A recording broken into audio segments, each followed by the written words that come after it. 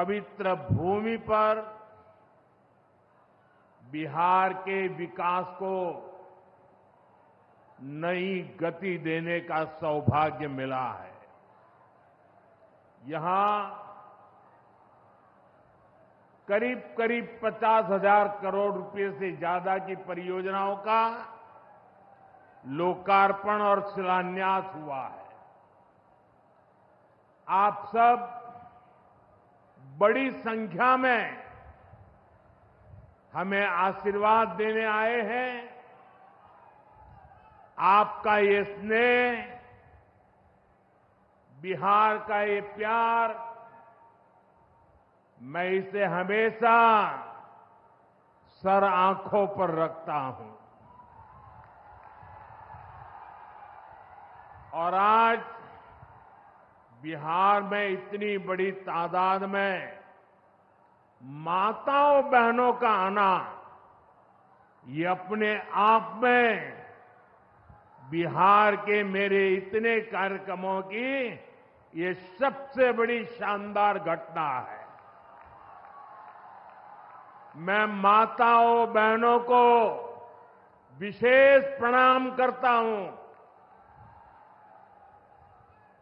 मैं आप सभी जनता जनार्दन का हृदय से आभार व्यक्त करता हूं। साथियों, सासाराम की इस धरती के तो नाम में भी राम है। सासाराम,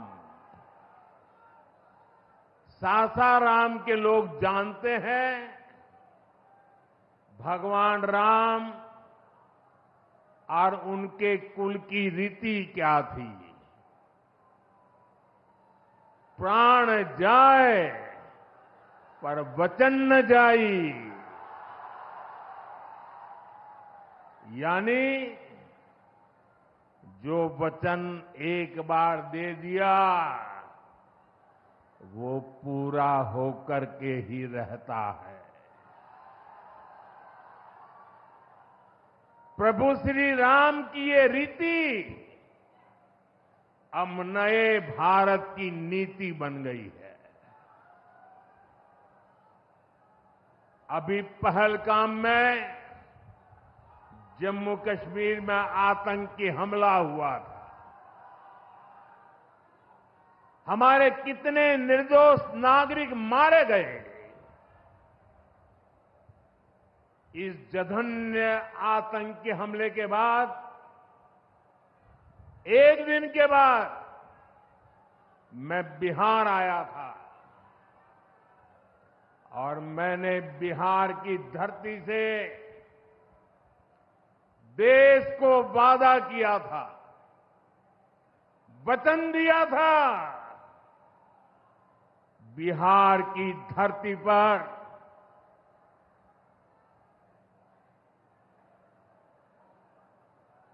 आंख में आंख मिलाकर हमने कह दिया था, आतंक के आकाओं के ठिकानों को मिट्टी में मिला दिया जाएगा।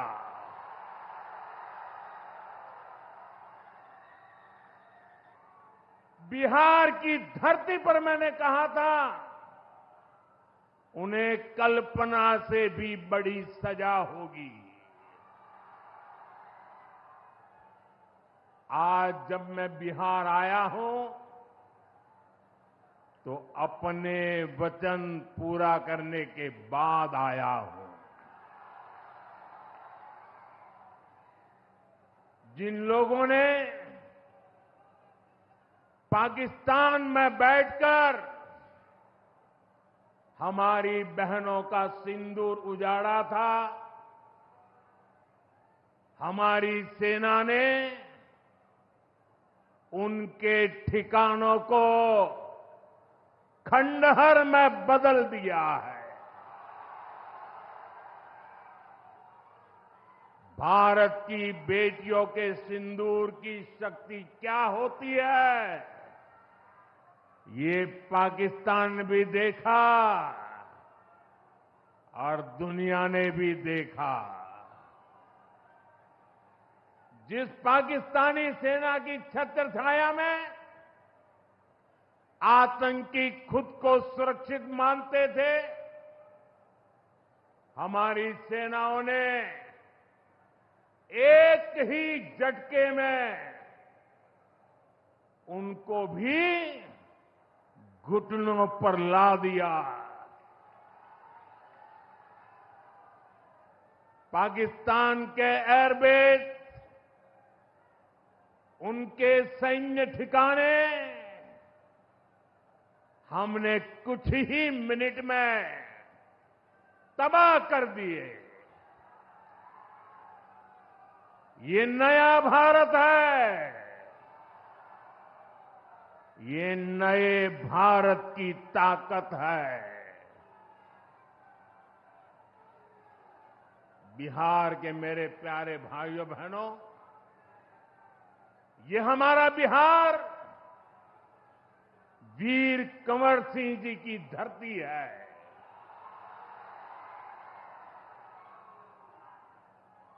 यहां के हजारों नौजवान देश की सुरक्षा के लिए सेना में, बीएसएफ में अपनी जवानी खपा देते हैं। ऑपरेशन सिंदूर में दुनिया ने हमारी बीएसएफ का भी अभूतपूर्व पराक्रम और अदम्य साहस देखा है।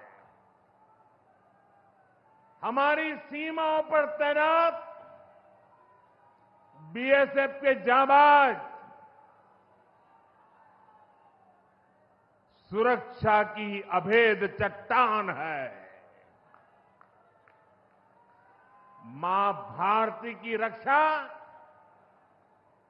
हमारे बीएसएफ के जवानों के लिए सर्वोपरि है।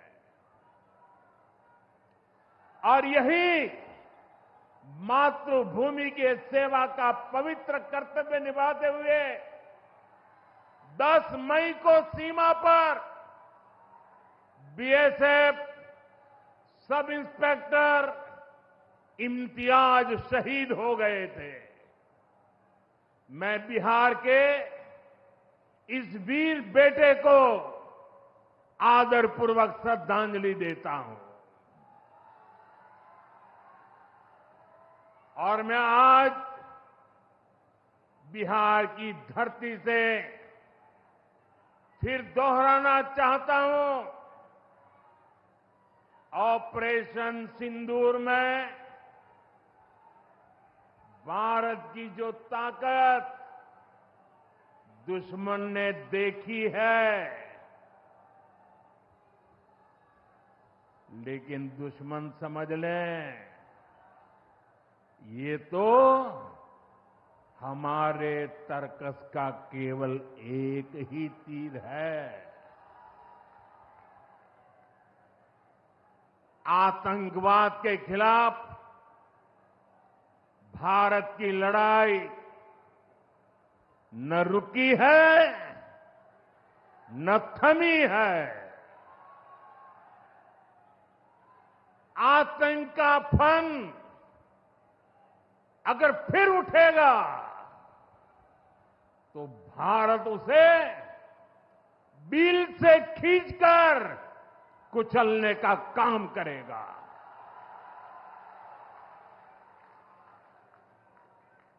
साथियों, हमारी लड़ाई देश के हर दुश्मन से है, फिर वो चाहे सीमा पार हो या देश के भीतर हो। बीते वर्षों में हमने हिंसा और अशांति फैलाने वालों का कैसे खात्मा किया है, बिहार के लोग इसके साक्षी हैं। आप याद करिए, कुछ साल पहले तक सासाराम, कैमूर, और आसपास के इन जिलों में क्या हालात थे, नक्सलवाद कैसे हावी था, मुंह पर नकाब लगाए, हाथों में बंदूक थामे नक्सली कब कहां सड़कों पर निकल आए, हर किसी को ये खौफ रहता था। सरकारी योजना आती थी पर नागरिकों तक पहुंचती ही नहीं थी। नक्सल प्रभावित गांव में न तो अस्पताल होता था, न मोबाइल टावर, कभी स्कूल जलाए जाते थे, कभी सड़क बनाने वालों को मार दिया जाता था। इन लोगों का बाबा साहब आंबेडकर के संविधान पर कोई विश्वास नहीं था। नीतीश जी ने उन परिस्थितियों में भी यहां विकास की पूरी कोशिश की। 2014 के बाद से हमने इस दिशा में और तेजी से काम किया। हमने माओवादियों को उनके किया की सजा देनी शुरू की। हम युवाओं को विकास की मुख्य धारा में भी लेकर आए।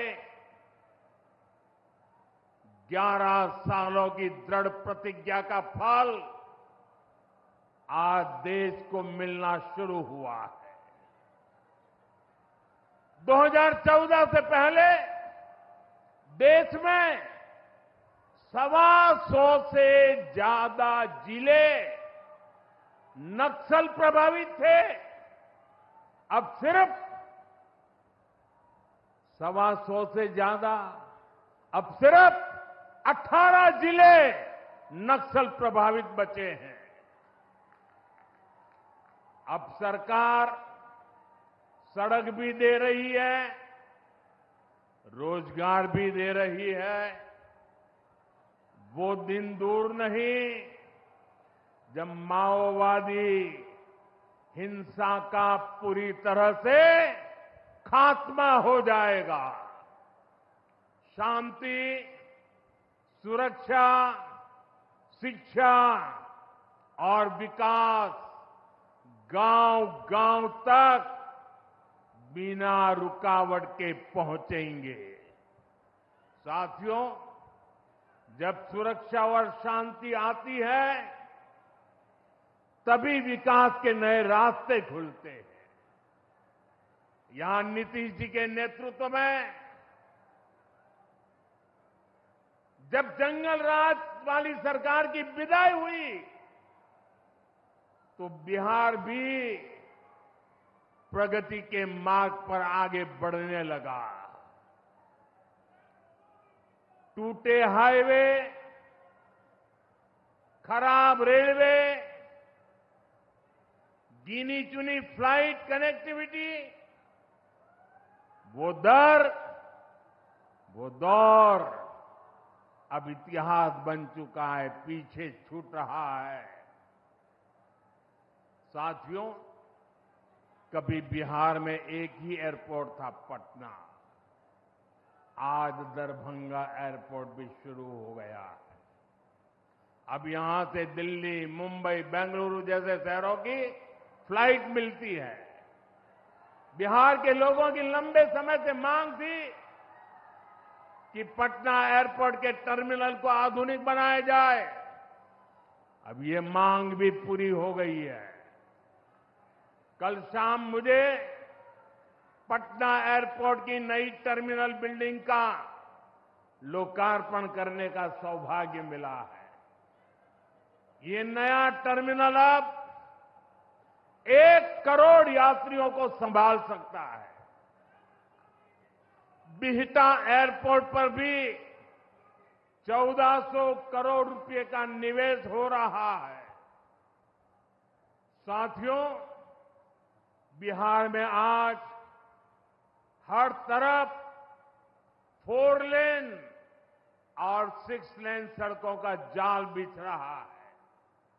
पटना से बक्सर, गया जी से डोभी, पटना से बोध गया जी, पटना, आरा, सासाराम, ग्रीनफील्ड कॉरिडोर, हर तरफ तेजी से काम हो रहा है।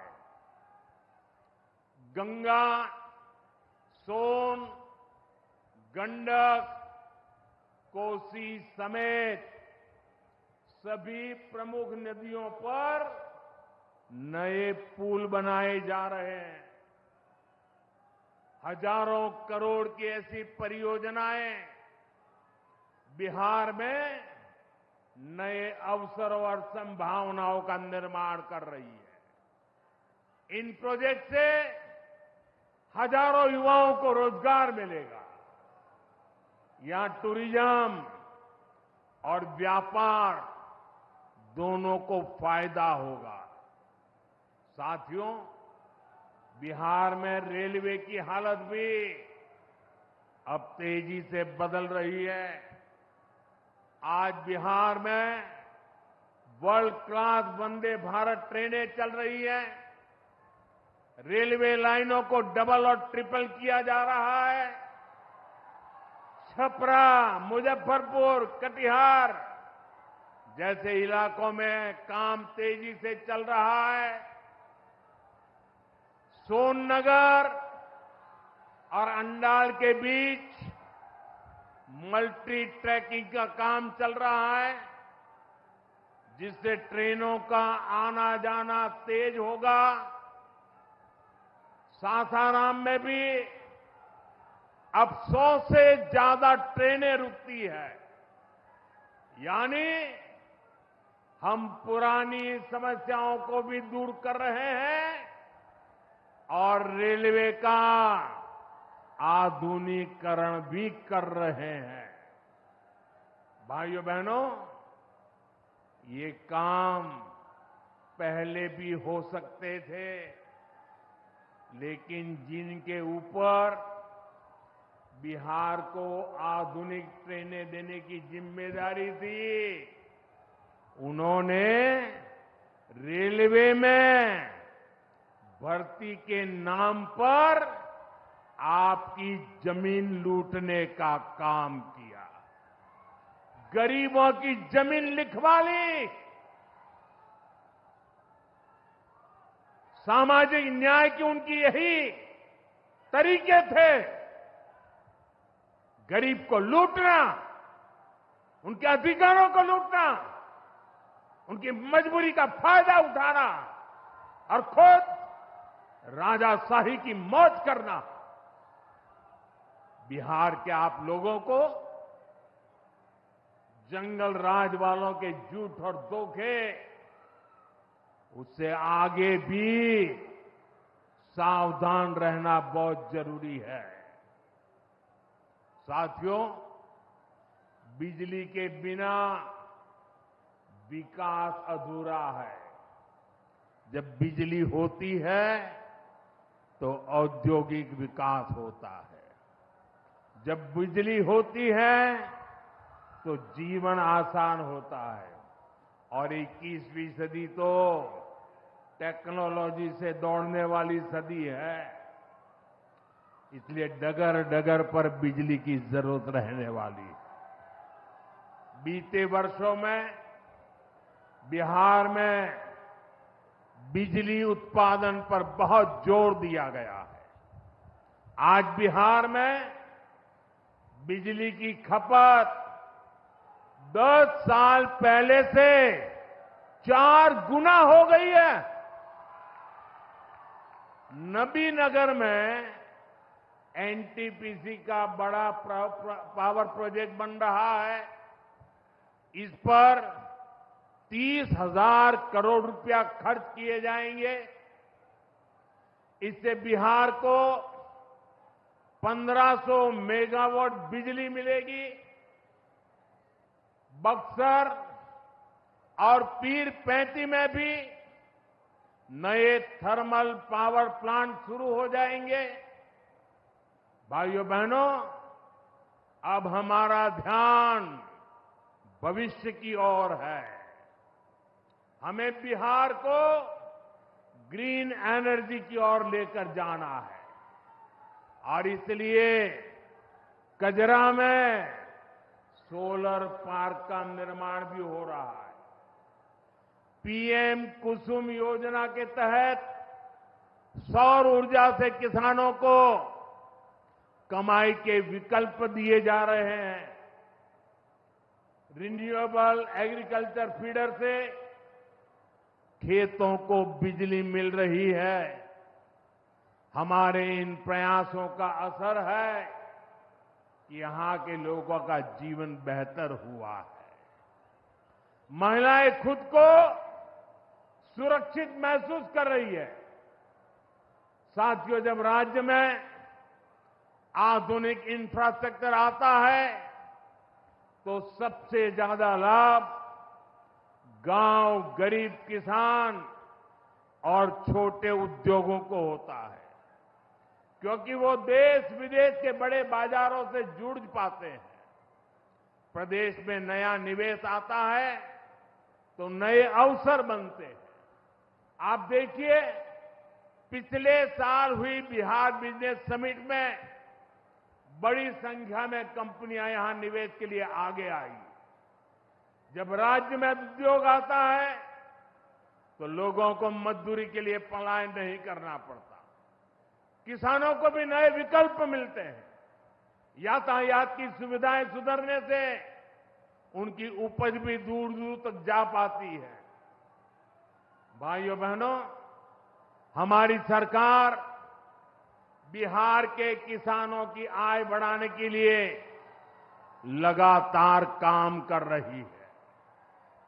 यहां 75 लाख से ज्यादा किसानों को पीएम किसान सम्मान निधि के तहत आर्थिक सहायता मिल रही है।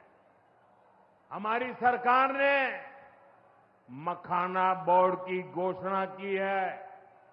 हमने बिहार के मखाना को जीआई टैग दिया।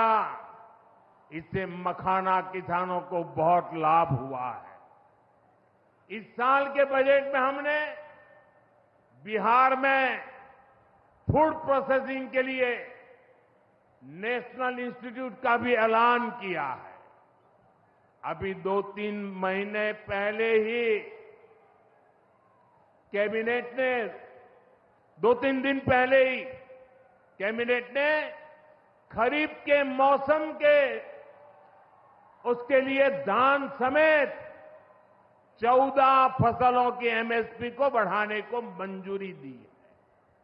इससे किसानों को अपनी फसलों का बेहतर दाम और आमदनी भी बढ़ेगी।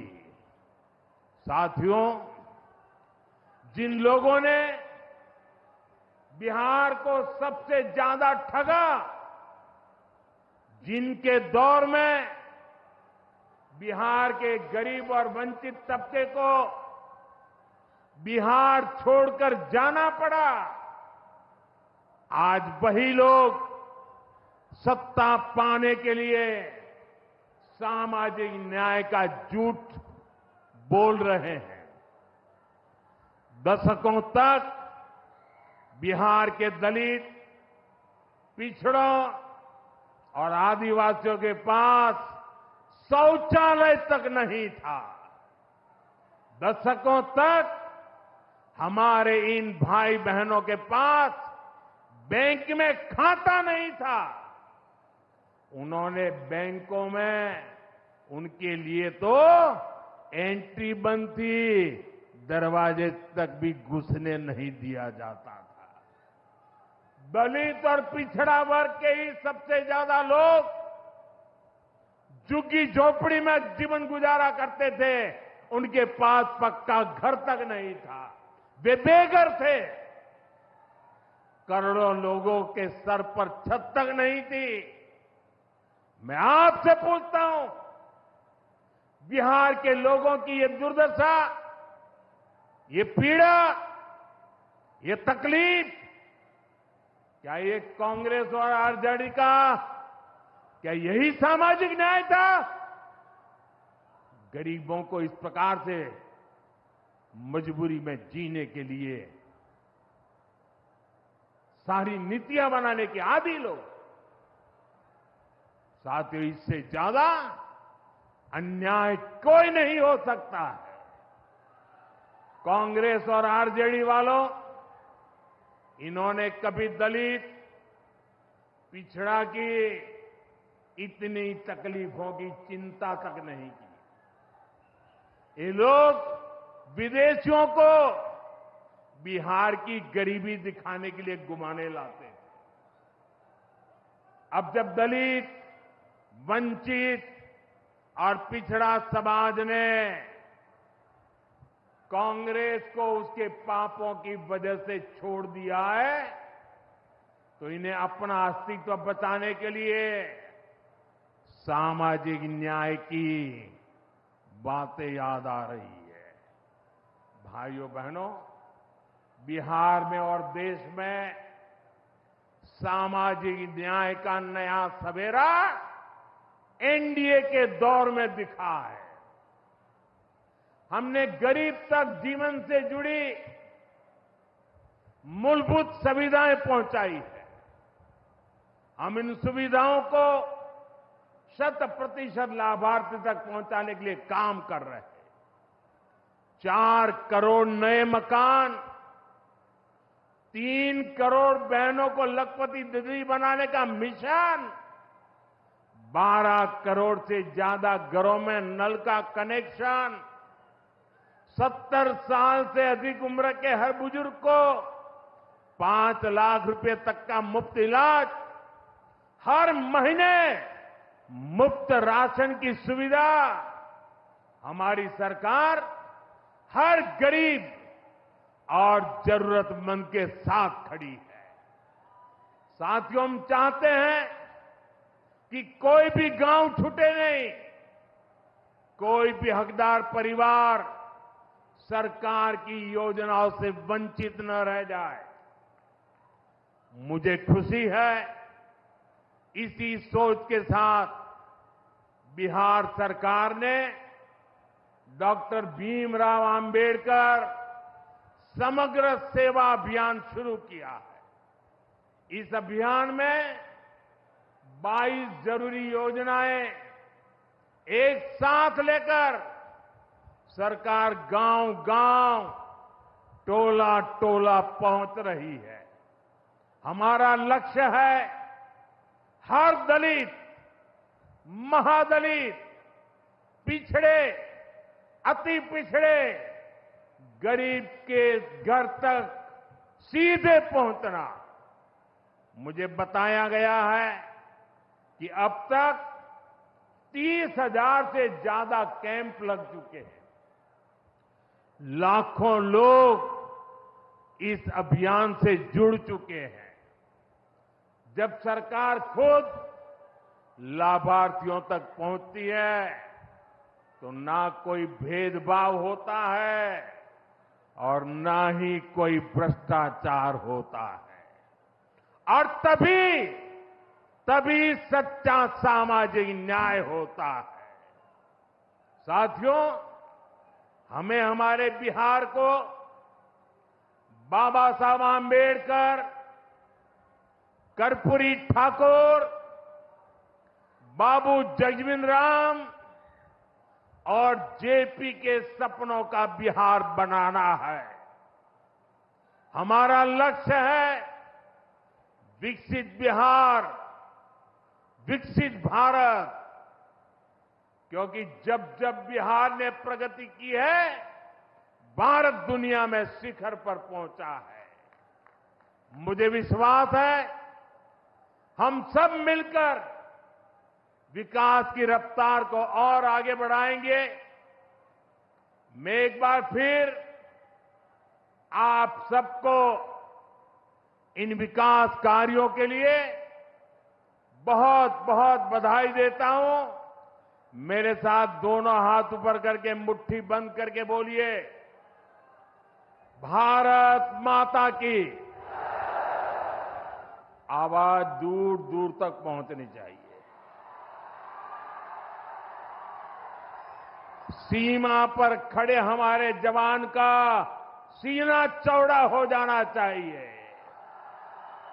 भारत माता की, भारत माता की, भारत माता की। बहुत बहुत धन्यवाद।